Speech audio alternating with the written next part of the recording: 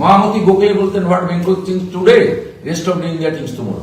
আর তৎকালীন কংগ্রেসের নেতা সিআর দাস বলতেন what Midnapore thinks today rest of the Bengal thinks tomorrow. আমরা তো করে দিয়েছি 48% যদি ভোট হয় 200টা 190 95 200 সিটে আমরা জিতবো, ডবল ডিজিটে নেমে যাবে। ট্রিপল ডিজিট তো সংখ্যা মেজরিটি তো দূরের কথা, তৃণমূল তো 100 নিচে নেমে যাবে, ডবল ডিজিটে নেমে যাবে। এইটা করুন, পশ্চিমবঙ্গের লোকজন বেরিয়ে এসে থাকবে। ভারতীয় জনতা পার্টি প্রত্যেক বছর এসএসসি করবে, চাকরি দেবে, 10 লক্ষ ভ্যাকেন্ট পোস্ট ফিল আপ করবে ওএমআর সিটের ভিত্তিতে, এবং মহিলাদের প্রধানমন্ত্রী ড্রিম প্রজেক্ট লাখপতি দিদি থেকে সহায়ক গ্রুপ থেকে শুরু করে 3000 টাকা মাসের 1 তারিখে আমরা তো দেবো। এপ্রিলের লাস্ট উইকে সরকার হলে 1 মেই পেয়ে যাবে, ফার্স্ট উইক অফ মে সরকার হলে 1 জুনই পেয়ে যাবে, চিন্তার কোনো কারণ নেই। একটা মাস্টার ডিগ্রি অনার্স ছেলের দৈনিক সাম্মানিক 50 টাকা হতে পারে না।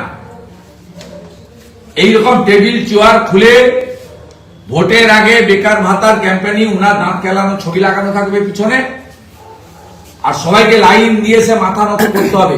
পশ্চিমবাংলার লোক দেখবে বেকার সংখ্যা কত। আমরাও চাই চুপি চুপি না হোক, প্রকাশ্যে হোক। করোনা না হলে প্রধানমন্ত্রী শ্রমিক স্পেশাল ট্রেন না দিলে পশ্চিমবাংলায় এত পরিযায়ী শ্রমিক ছিল কেউ জানতো না। আর 15 থেকে 26 মমতা ব্যানার্জি যে টেবিল চেয়ার পাতবে, তাতে পশ্চিমবাংলার লোক জানবে 8 পাস তো বাদ দিয়ে দিয়েছে, 8 9 10 পাসের পর থেকে 40 বছর কত লাইনটা লম্বা, লাইনটা বাংলা দেখুক বেকার কত। নিয়োগ চাই বিজেপি, চাই নিয়োগ চাই বিজেপি, নিয়োগ চাই বিজেপি। হুমায়ুন কবিরের মেয়ের যে শ্বশুর বাড়ি রয়েছে সেখানেও এরকম ভাবে জমি জমা তারা 15টি ব্যাংক অ্যাকাউন্ট ফ্রিজ করা হয়েছে। হুমায়ুন তার 2 মেয়ে তারা বলছে যে তারা তো তৃণমূল ওই চ্যাম্পিয়ন এসপি পাঠিয়েছে, ওনাকে পাঠিয়েছে এগুলো করার জন্য। ওনাকে গ্যারেজ করে দিয়েছিল, সিআইডি না কোথায় ঢুকিয়ে দিয়েছিল। ও মনে হয় বলেছে যে ওকে টাইট করে দেবো। ও করুক, হুমায়ুন সাহেব তার লড়বে, আমাদের কোনো স্টেক নেই। এরা সব তৃণমূলের টিম বি টিম। আজকে এসব ওখানে মুসলমান ভোট বিজেপিকে দেয় না, আর আমাদের লোকও নয়, আমরা উই আর নট ইন্টারেস্টেড। ওগুলো সব মিম বলুন আর হুমায়ুন বলুন, সব সব তৃণমূলের টিম বি টিম। ওদের সেকুলারিজমের নামে মৌলবাদকে স্থাপন করা গ্রেটার বাংলাদেশের এজেন্ডা, আর অন্য কিছু না। তো নিজেদের লড়াই নিজেরা করুন, আমাদের এর থেকে দূরে রাখুন। বেলডাঙ্গার ঘটনায় যে এনআইএ তদন্ত হয়েছে তাতে ইউএপিএ ধারার কথা বলা হয়েছিল, সেই ইউএপিএ ধারা যাতে সরিয়ে দেওয়া হয় তার জন্য রাজ্য সরকার সুপ্রিম কোর্টে যাবে। রামনবমীর মামলা নিয়ে আপনার কি মনে নেই? দিদেন চিফ জাস্টিস মিস্টার আপনার ছিলেন সেই সময়, আপনার আমি অ্যাপ্লিকেন্ট ছিলাম। শিবপুর রিসরা আপনার ডালখোলার ঘটনা এনআইএ হয়েছিল, সুপ্রিম কোর্টে গেছিল, রিজেক্ট হয়েছে। ভালো হয়েছে তো, সুপ্রিম কোর্ট শুনুক না। জাতীয় সড়ক রেলপথ বন্ধ রেখেছিল 3 দিন ধরে, শুধু হিন্দু শর্মার হোটেল ভাঙেনি,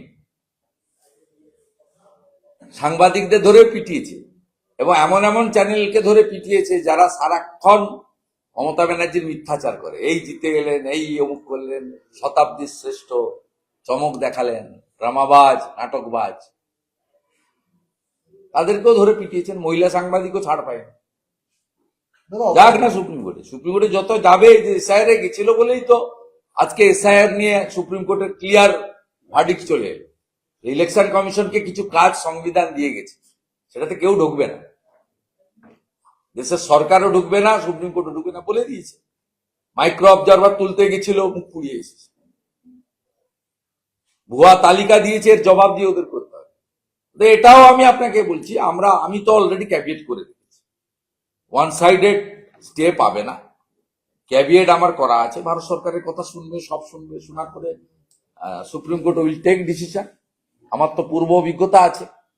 শুধু তাই নয়, এখানে নন্দীগ্রামেও তমলুক এআরডিবি নির্বাচনে বোম মেরেছিল বিজেপির মহিলা মোর্চার নেত্রী মামনি জানা, ইনজোর্ড হয়েছিল।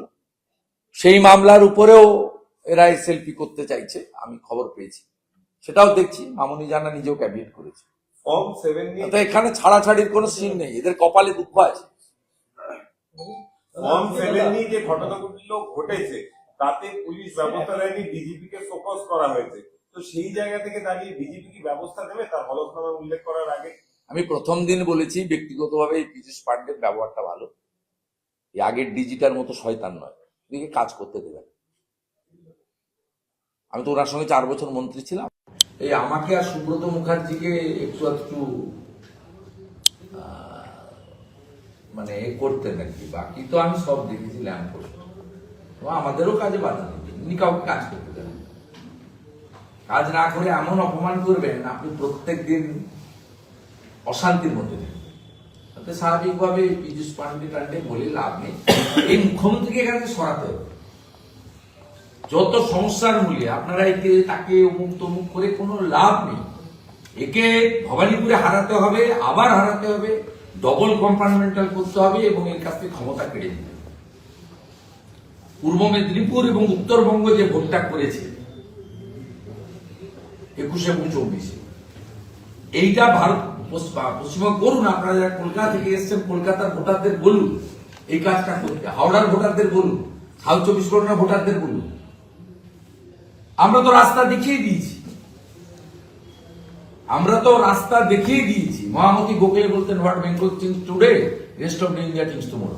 আর তৎকালীন কংগ্রেসের নেতা সিআর দাস বলতেন what Midnapore thinks today rest of the Bengal thinks tomorrow.